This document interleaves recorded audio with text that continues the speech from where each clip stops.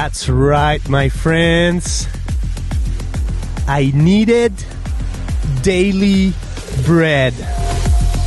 Yes.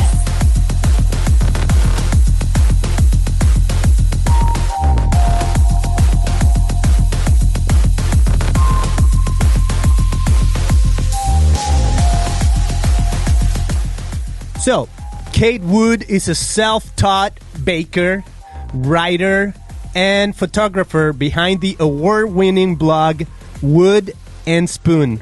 She's the author of this book I have in my hands, Her Daily Bread, Inspired Words and Recipes to Feast on All Year Long.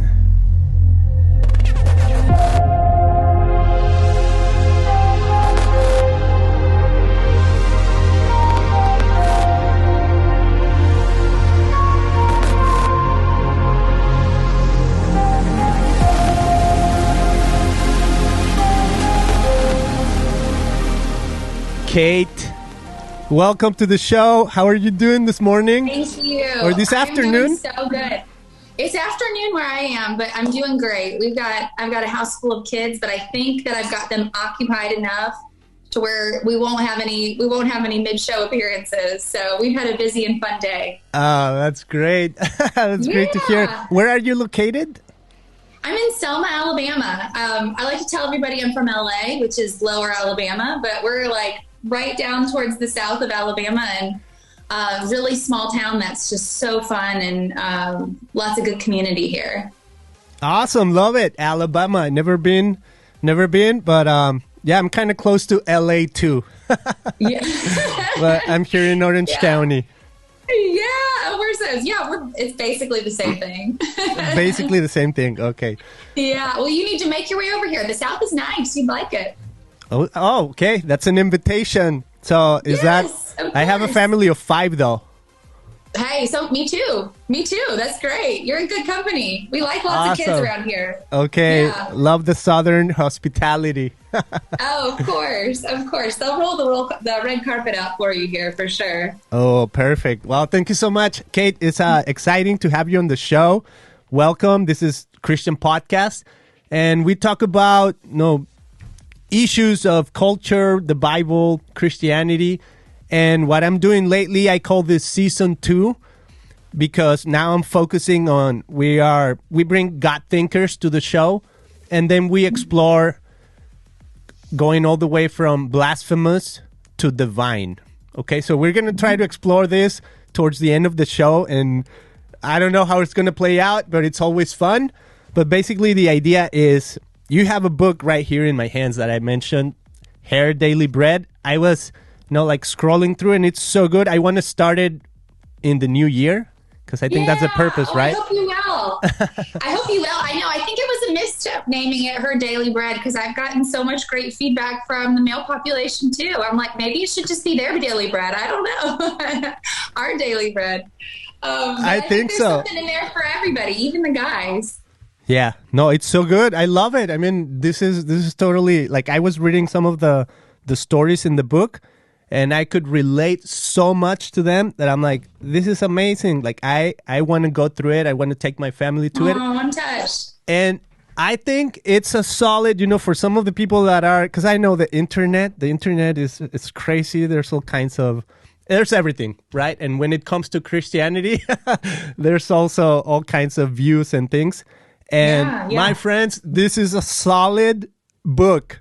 Okay, if you take a look at it, you're gonna be blessed. You're gonna hopefully, the intention. I think it's getting close to the Lord. But Kate, tell me a little bit about why did you write this book? First of all. Yeah, so I kind of mentioned this earlier, but I'm a mom of 3.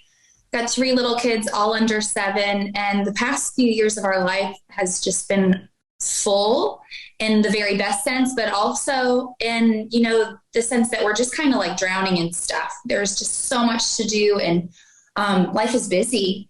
And I found myself really in a place where I wasn't connecting with the Lord. And so part of that, was my responsibility. I just wasn't taking the time to do that.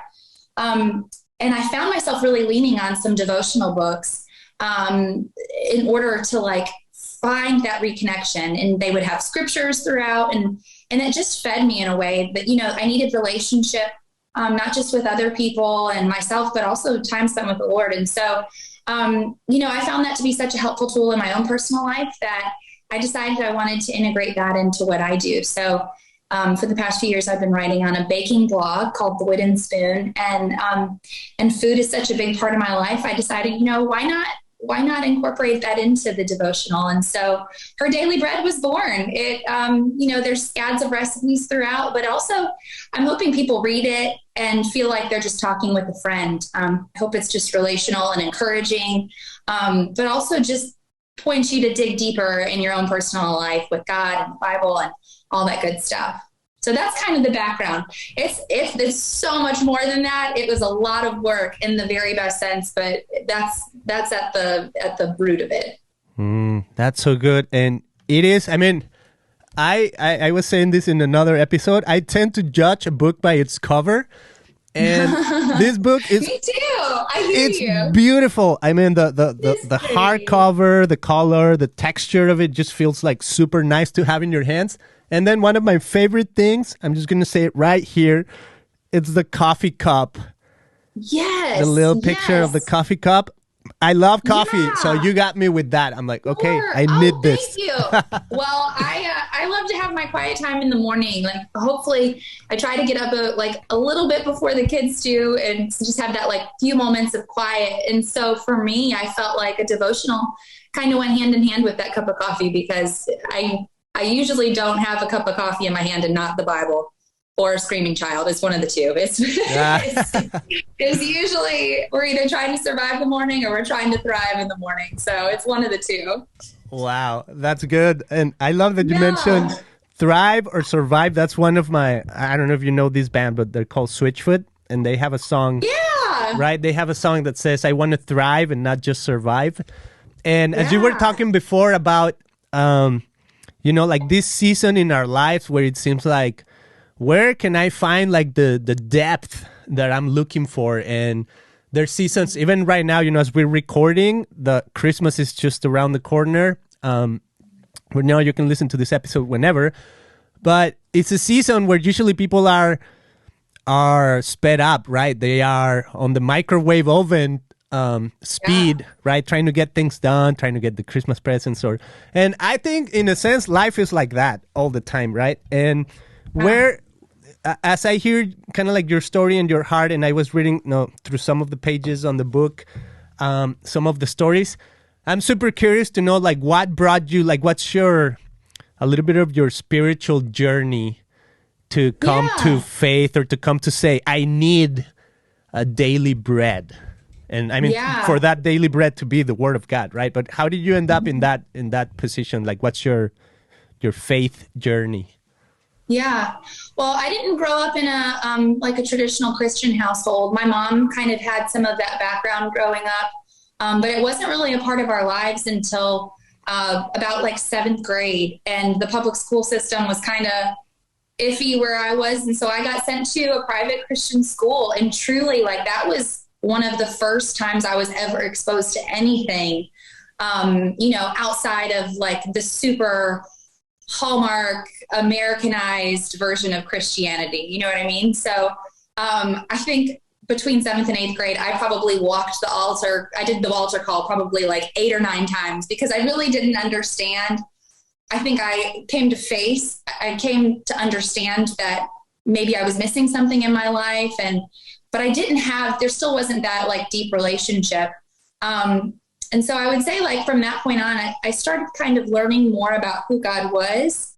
And it really wasn't until probably the few years after college that I really developed a personal relationship with Jesus, a really personal one. A lot of it before that was just about works and maybe getting myself on better terms with God.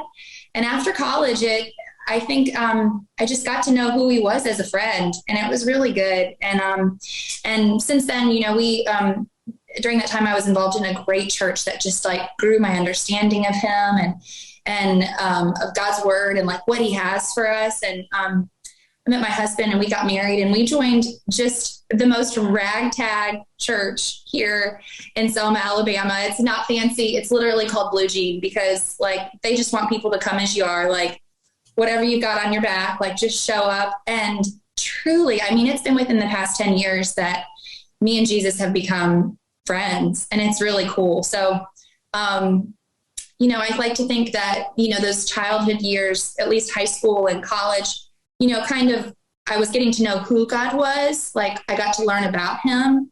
And those years after college, I got to know him. Like I really got to meet him, and we developed like a deep personal relationship that, you know, we're still working on today. So I don't know, man, Jesus is my friend. I'm so excited. He's fun to talk about with my kids. Like every night we pray, and the other night, probably a couple weeks ago, my son, he's 5, and he was like, God, thanks for being our friend. And I was like, yeah, buddy. I'm like, you got it. Like he is our friend, and he's always there for us to talk to. It was cool. So my journey's it's not the traditional trajectory, because definitely my parents were involved, but it wasn't until a little bit later. And, yeah, it's just, you know, everybody's journey is personal. That's kind of my story. Mm-hmm. Oh, great story.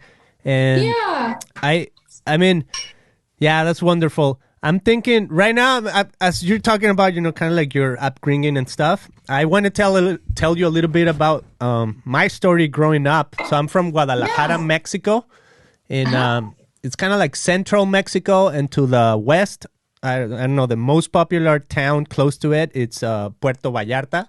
A lot of people know it. But anyways, Guadalajara is the second largest city. I grew up there for like 24 years of my life. And when I was a teen, I remember visiting my aunt all the time, you know, to her house, just to play with my cousins and whatnot. But I remember she had on her table, I mean, she was just amazing at cooking, right, and preparing meals for everybody. But I remember at some point, you know, like she had more like an emphasis on following Jesus type of thing, where I remember she had these pieces of paper on the table that said something like daily bread, or I don't remember what it was called, right? Yes. And you would pick like one, and then it would be like almost like a random Bible verse. And then you know, you kind of had to chew on it and like, oh, this is what maybe God is trying to speak to me right now. So I mean, right now, as you were talking, it just brought me back like those really good memories. And yes, that's awesome. When I mean, somewhere in the book at the beginning, I think you said you want this book to feel like a friendship, like you're walking with a friend, right? And it brought me back to those moments where I felt like, wow, when I was with my aunt, it really felt like a family connection. And also like a spiritual journey. So I guess one of the questions I have for you in your experience as a blogger and as a baker, what's the role of food for, because you say in the book, like, what do you mean when you say like food is a uniting thing? Yeah. So I wasn't born in the South. There's this saying that I've seen everywhere. It says, I wasn't born in the South, but I got here as fast as I could. And it's just a way of saying like, I love it here. I didn't grow up here, but like, I love it. And one of the things I love about the South is the Southern hospitality. There is not a single event that does not happen almost distinctly around a table, because food is so embedded and interwoven in the culture here. The roots run deep, and it's just a way to love people. Like whether it's over a meal or bringing something to a friend that needs a buddy, or like, you know, me and my kids this morning, they're out of school. We were decorating cookies. Like it's a connecting thing. And so that's my personal experience. Like I've engaged with food and people in all these unique ways over the past few years, but your story is entirely different. You know, you have probably those meals that you grew up eating that just take you back to your aunt's table or to siblings or friend, or reminds you of this distinct experience that you've had. And we all have that. So we all speak in this universal language of food, because it's woven a part of our lives and our cultures, but our own dialects, like our own stories are like our own specific dialects to tell. Like they're our own personal things to share.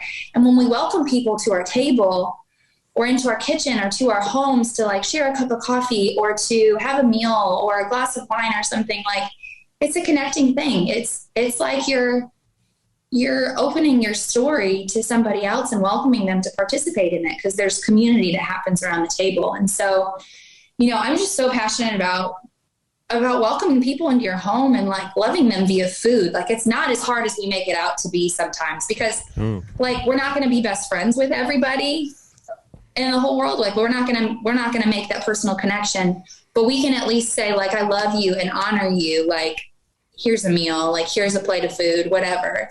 And I think that's a unique opportunity that a lot of people don't necessarily participate in because they're nervous about what they have to offer in the kitchen. And I am so gung-ho about like people getting in their homes and just welcoming others, whatever that looks like. It doesn't have to be perfect or Martha Stewart. It's just got to be authentic and full of love. And I think everybody has that to give. Oof. Wow, that is so good. And authentic. You said so much in there. And by the way, I was rambling. I started running that mouth. It's so good. It's so good. You were so good. And this is what I do all the time because, my brain is everywhere here because I edit this as we talk. So I have different angles and buttons to push on. But then I re-listen to the episodes and I found like nuggets of truth that were saying, I'm like, oh, I didn't pick this up at the first time. I didn't pick this up, when I first heard it. And right now I feel like that just happened to me. Like you said so much there that it's so profound, but that's amazing because it's also an invitation for people to like listen to this episode more than once and also share it with friends and family. Good. But there's, I'm so glad. What brings to me right now this idea of the table and of hospitality and of welcoming and of authenticity that you were talking about is I can't help but think of Jesus doing that for us again and again in Scripture, right? There's even a passage where I'm not super familiar with like specifics, like this is in Matthew 3 or whatever. Yeah, no, me neither. But there's one where it's after the resurrection, and Jesus appears to the disciples, and they're fishing. And it's interesting because once Jesus reappears, like they don't recognize him right away, right? Versus before you could tell, okay, there's Jesus. And then after the resurrection, I don't know if it's just a mystery, right? I don't know if he was disfigured in a sense or whatever, but they don't recognize him and he's on the shore and it says that he's preparing breakfast for them. Mm-hmm. And they don't recognize until they get there and they're, oh, this is Jesus, right? Mm-hmm. And there's something about the meal, and there's something even about, I was thinking about like God's, the book, The 5 Love Languages? Yes, yeah. Right? I feel like there should be like a special edition of for food. The food language, right? Yes. Oh, for sure. Absolutely. We should write that. Yeah. There you go. I think it should. Go ahead and trademark it. We're going to do it. The 5 love languages of food. There you go. I love it. Throw the ideas out there. So. That's funny. Yeah, I totally agree with you. I think I love all over the New Testament. There's just so many instances of Jesus meeting with people, whether he's welcoming, he's like, hey, Zacchaeus, I'm coming to eat at your house today. Or, like him turning water into wine at a wedding. I mean, who cared if there was like good wine at the wedding? Jesus did. He was like, yes, I'm here to like, solve these problems for you and show myself to be who I am, but also like, I'm going to do that via food. And right down to the Last Supper, like welcoming even somebody that was going to betray him at his table. I mean, that's beautiful. That's because that's us. Like that's our story, like us as the betrayers. And he still welcomed and fed and offered himself for us. And it's beautiful. There's a lot of beautiful analogies in the Bible revolving around food. Mm-hmm. Yeah, there are so many. And so there's one and specifically that's coming right now to my mind that I wanted to talk about, because I feel like your invitation to hospitality, and again, I mean, there's so much I want to say at the same time, but I'm going to go one by one. So in some of the stories in the book, you're talking about the Enneagram, and I love how you turn it from, hey, I love the Enneagram, it's so helpful, but almost like to this point of like, you got to be careful not to just live out your life defined by a number, right? Or defined by somebody else's identity upon you. And okay, if you're and almost use that as an excuse to whatever type of behavior, right? Or, I mean, you call it sin right there in that part of the book. And I can't help but think of even this invitation of Jesus to the table. I was reading, again, I don't remember exactly where, but it's in the Gospels, where Jesus is sitting with the Pharisees, right? Face to face with the Pharisees. And then he almost like goes off, like telling them what's wrong with them, right? But I love the fact that he sat at the table to be able to tell them their truth in their face. Tell me a little bit about this relationship of inviting people to the table, even people, like what's your experience with encountering disagreements at the table? Yeah.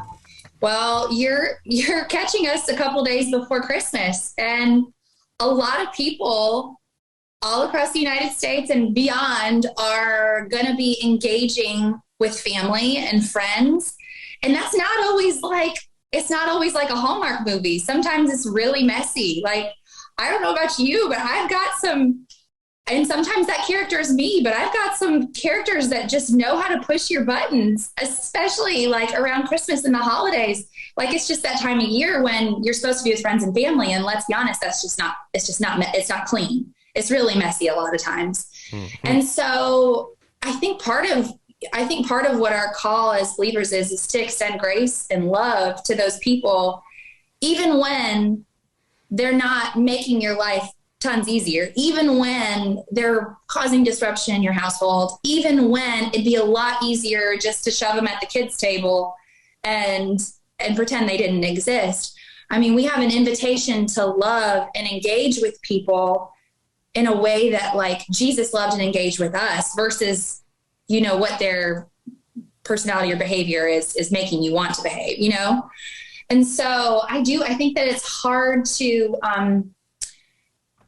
you know, it's a thing I'm still learning how to do. I'm not good at it. I would tell you, like, with full disclosure, that like dinner time at my house is insanity. It is wild and chaotic all the time because it's me and my husband and 3 little kids. And, you know, if one of us is in a bad mood, nobody's having fun. I mean, like, it's just crazy. And so, like, I, you know, always envision the table as being this place where, like, we connect and love one another. And sometimes that's really easier said than done.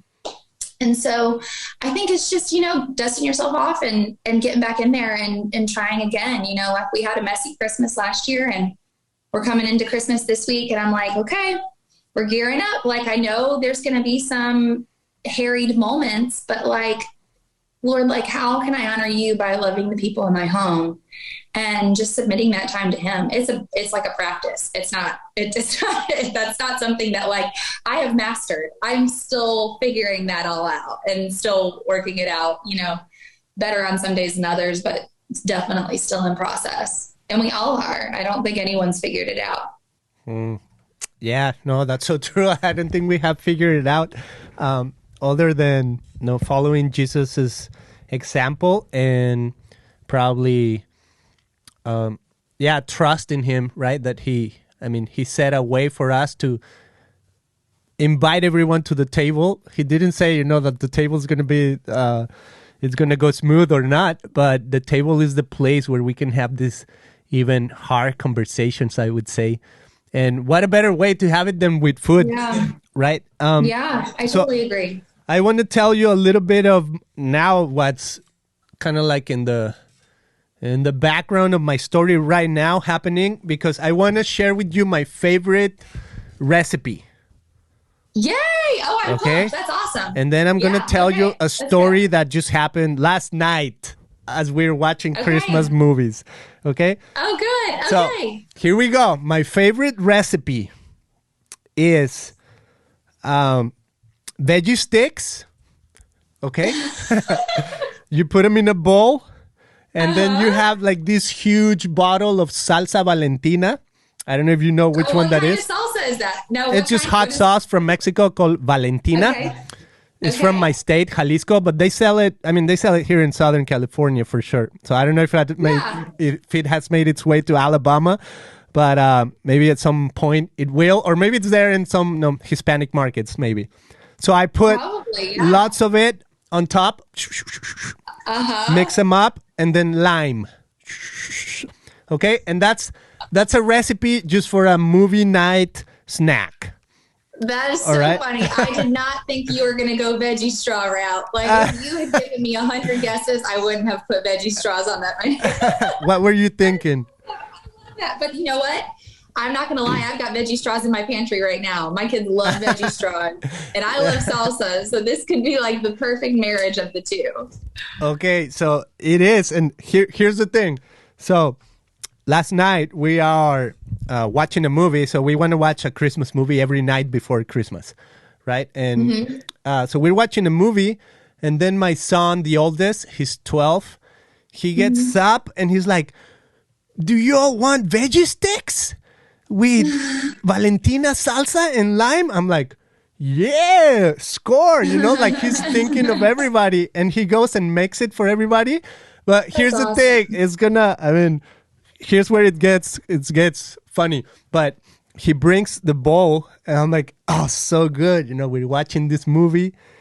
I start biting on these things, the veggie sticks, and they don't taste like nothing. No flavor. Nothing at all. What happened? What happened? So I had COVID. I had COVID last week. Yes. So I had COVID last week on Tuesday, Thursday, Friday. So yeah, on Friday I got tested. I'm like, oh, it's COVID, right? So luckily, I don't know if the vaccine really helped or what, but I feel pretty good, but. Oh, I'm so sorry. No, it's okay.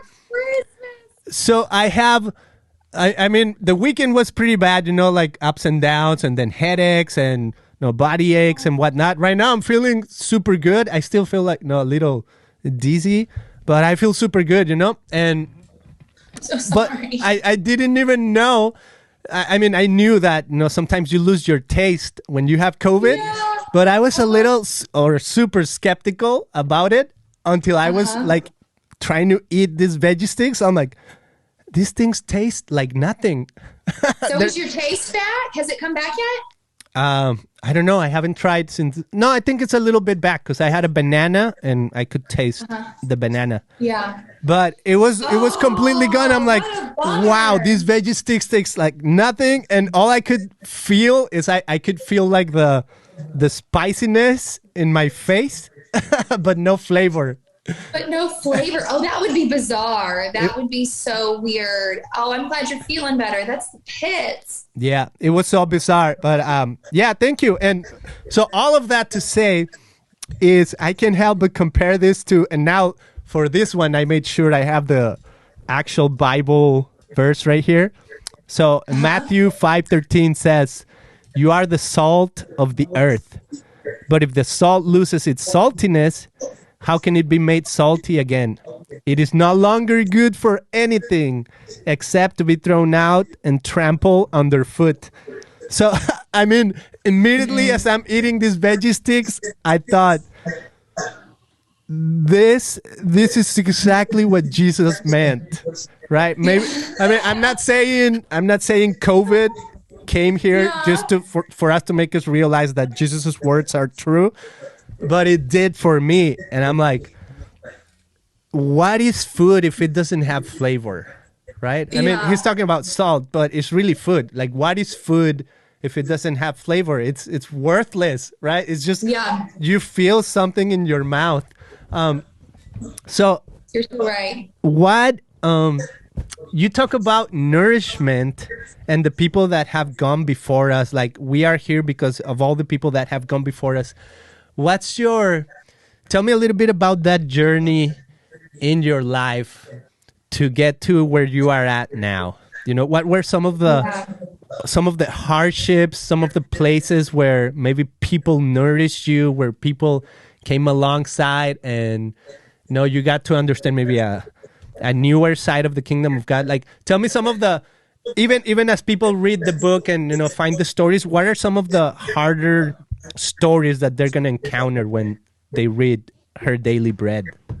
Yeah. Well, when I was writing the acknowledgments for the book, at the end of the book, I think I did it over the course of a couple of days, but I remember just like weeping at my computer because nobody achieves something like this. Like, nobody achieves something like this, like for me is a dream, like on their own. Like, you just don't do it on your own.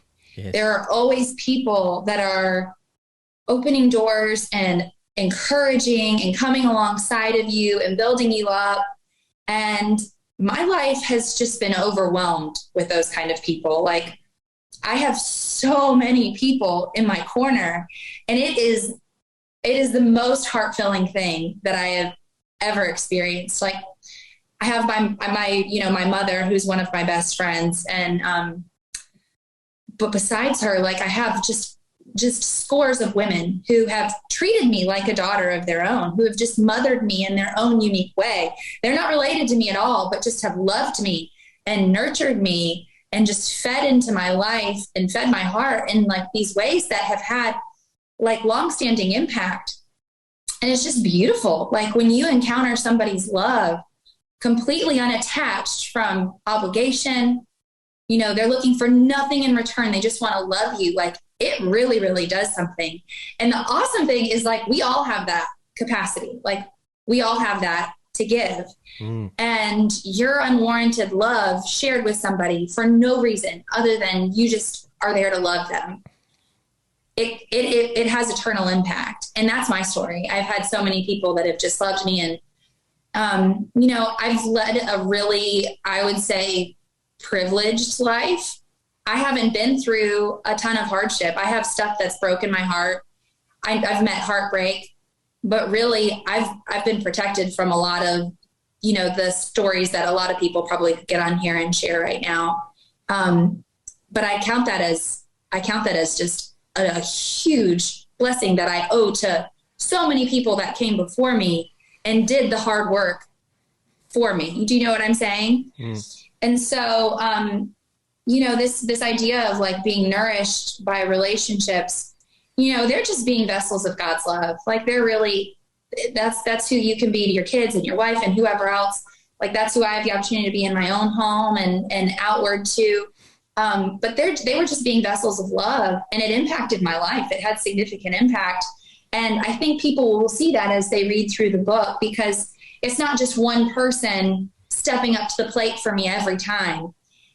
I think one of the special things that I got to experience while writing this book is God really pinpointed just tons of stories, 365 days worth, where somebody's love, whether it was forgiveness for something that I did, whether it was, someone, stepping in to teach me something, walk alongside me as I was going through something difficult. Like, there was just tons of people doing that. And it had a big impact on my life. And so I think you'll see a lot of that in the book as you go through it, just because, there wasn't one giant pivotal moment. It was just, 34 years worth of people just nurturing and loving in special ways, whether they knew they were being used by God or not. That's what he was doing. He was using them to, produce something just so incredibly heart-filling and special for me. Wow. Well, first of all, congratulations on this achievement. I think, it's beautiful. And the stories, like I was saying, I'm looking forward to like going one by one. But the stories, from some of the just randomly, choosing pages and exploring, I'm like, wow, this is profound, and it has that depth of the, it just brought me back to my aunt's house and the daily bread, the picking out these Bible stories. that you feel like it does nourish something deeper in you, and it's that connection, right, with our Lord, with our Maker, right, that goes beyond. Well, it's so connected to how we are related to those here on earth, right, to our fellow brothers, sisters, moms, daughters, kids. Somebody was telling me the other day, I think in the last episode, that relationships is the essence of life, right? Like, relationships is the essence of the kingdom. And what better way to bring about relationships than food? So even with my COVID story right now, I think like some of my friends have been saying, hey, can I drop some food off at your house, for you and your family? Yes. I'm like, yeah. And what a tangible way to showcase love to somebody else, right? A meal, like prepare food together. So just for fun, what are some of your, when we talk about food and I share my own favorite recipe for snack for movie time, when it comes to food, what are some of your favorite recipes or your favorite meals? What are some of the favorite maybe meals that people will find here from you? Well, I always love that question, like, what's your last meal? Like, if you had to pick one last meal on earth, what would it be? And the answer to that question is my mom's baked spaghetti, and it's nothing fancy. It's literally like jarred marinara sauce and ground beef. I mean, it's literally nothing special, but like it brings me back to her kitchen, and it feels so good to eat it, like when she's made it for me. But in this book, that recipe's not in there because truly it's like 2 ingredients. But in this book, one of the recipes I love is the cinnamon bread. And that's it's maybe the hardest recipe in the book. So I don't know. It's kind of challenging. But the reason that I love it is all of my kids went through phases where their favorite breakfast in the morning was this cinnamon toast. And I would make these loaves of bread and pop them in the freezer. And we just plow through them week after week. We cut slices, slather them with butter, and I mean, it's like dessert for breakfast, but they just loved it. And it felt so good to make something that my kids just like delighted it. I mean, they just loved it. They loved it. Like, I love creating something that is special and meaningful to them. And even now, like, even if I just get a piece of like grocery store bread, they're like, Mom, will you put cinnamon sugar on it? Like, that cinnamon and bread thing for them I think it's going to be one of those things that they look back and they're like, oh. And the other one I would say is the buttermilk biscuits. Again, that's another thing that's related to my kids. We have like a freezer stash full of biscuits basically at all times, because you can pop them in the toaster oven and like serve them as a side for dinner, or we put butter and whatever on them for breakfast. Like, it's like the food that my whole family will rally around, and everybody loves it. And it's like right there. And I think it's one of those things my kids are going to look back and remember, like, oh, Mom always had biscuits in her freezer. And I live for that kind of stuff. Like, I just want them to have all of those memories. Like, I know I can't manufacture those for them, but I know that they're going to exist for them. And I get so excited by the possibility of it, because I know how special those have been in my own life. And I just am like, I want them to have that. I want them to be like these, old men and women that just look back and can remember these special things, ways that their mom attempted to love them in their own home via food.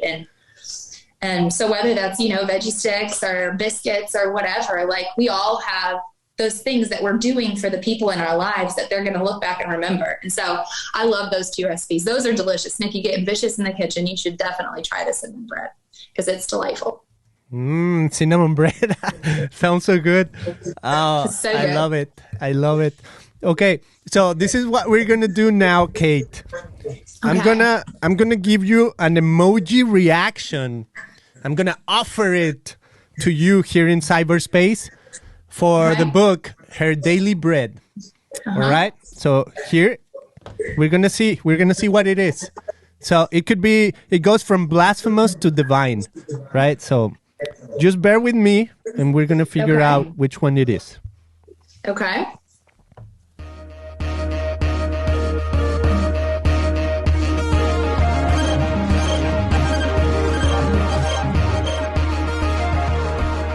It's a divine emoji reaction. Yeah. How do you feel with the divine emoji? Oh, I feel great about it. The divine emoji almost looks like they've got tears walled up in their eyes. I must say they're happy tears. Yeah. Happy tears? They're happy tears. Yeah, it's divine. Yay! It's like the highest of highest. Awesome. Yes, that's awesome. That makes me feel so good. Thank you. Awesome. And this is what I want to do for the end of the episode, Kate.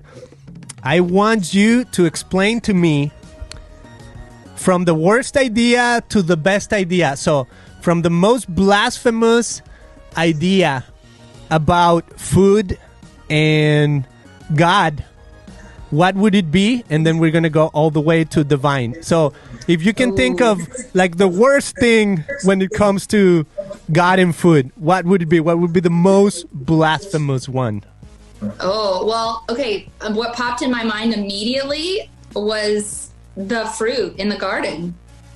Oh. They weren't supposed to touch it and they went for it. But if we're going, that was the first thing that popped in my mind. I would say like a food principle that people like go for today that I would call blasphemous is like artificial butter. Ooh. Don't do that. Just go for the real butter. Yes. Just use the real butter. Use just a little bit of it if you got to cut back, but don't do artificial butter. Nobody wants that. Okay, artificial butter is blasphemous. Yes. Okay, love it. You heard it here first. Skeptical. Now, this is kind of like a side note, but before it was called a skeptical, I was going to call it what the hell. But then my sister was like, no, Beto, that's a little too much. And then I figured, okay, I'm going to call it skeptical. Tell me something skeptical about the idea of food and God and recipes. The food and God and recipes. Okay. I would say the principle, when people, the people that are always just only eating, have you heard the saying, like, eat to live, not live to eat, or live to eat, not eat to live? Eat to... For me, I think I've never heard it. Eating is such like an enjoyable thing. Like the people that don't take time to enjoy their food and like actually savor it and enjoy it. Okay. Like if they're just like cramming stuff in their mouth because they have to eat, they're just like eating a power bar because that's all they have time for. For me, I'm like, no. Take time to enjoy it. Like slow down. Enjoy it. Like see what's there. See what's around the table instead. Wow, what a great invitation. That's amazing. I think even in an episode I did long ago, the person was saying that he went to Africa and this woman was preparing a meal that was just amazing, and they're like, hey, what's the secret ingredient? And she said the secret ingredient is slow. Yeah. Slow. Yeah. Yeah. That's so good. Sure. Okay. Probably all those slow roasted African meats and stuff. I bet that was delicious. I bet it was. So no, I wanna go there one day and prove it myself. So tell me something inspiring or inspired when it comes to food, recipes, and God. Okay. The first thing that came to mind is trying something new. Because a lot of us will get stuck in the same rut, or a lot of us think we don't have anything to offer in the kitchen. Like, oh, I'm not a cook, or I'm not a baker. No, I just can't. Yes, you can. I wanted to say, yes, you can. You can cook.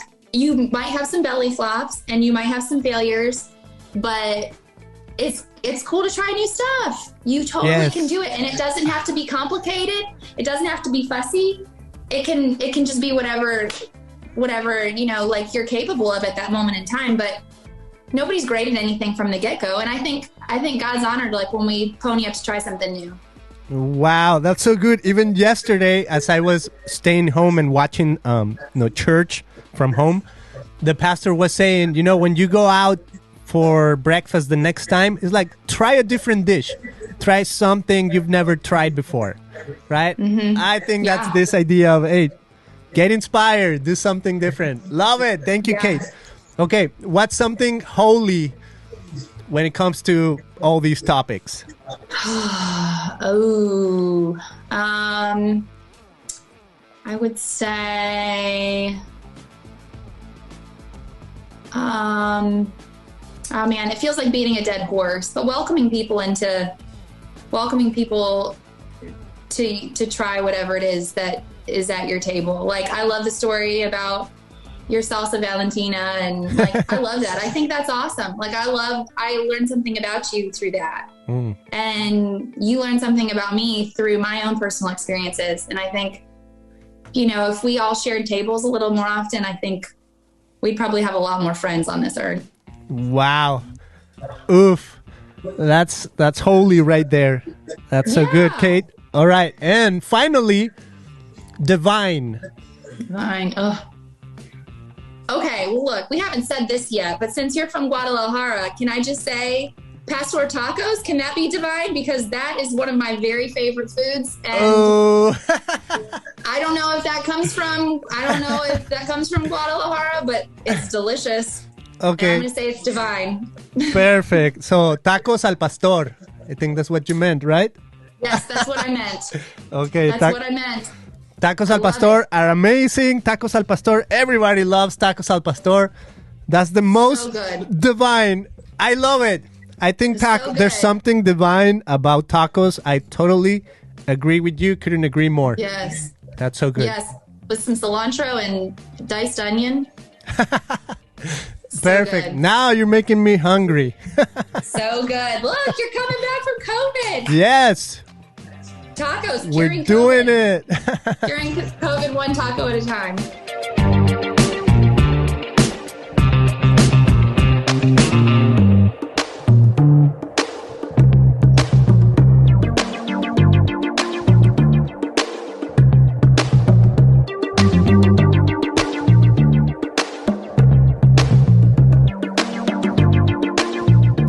Okay. Kate, this has been amazing. Thank you so much for being on the show. Where can people find more about your blog, what you do, your Her Daily Bread book, and get it before the year starts so you can follow along this year, right? Yeah, absolutely. So the book's available everywhere. You can find it at Target, Barnes & Noble, Amazon, maybe even your local bookseller. And you can find more about the book and there's tons, like hundreds of free recipes on my website. It's woodandspoon.com. So if you've got a sweet tooth, you should go there because lots of dessert. Okay. Thank you so much, Kate. Thank you. Thank you for having me. Have a wonderful rest of your day and a Merry Christmas. Merry Christmas to you.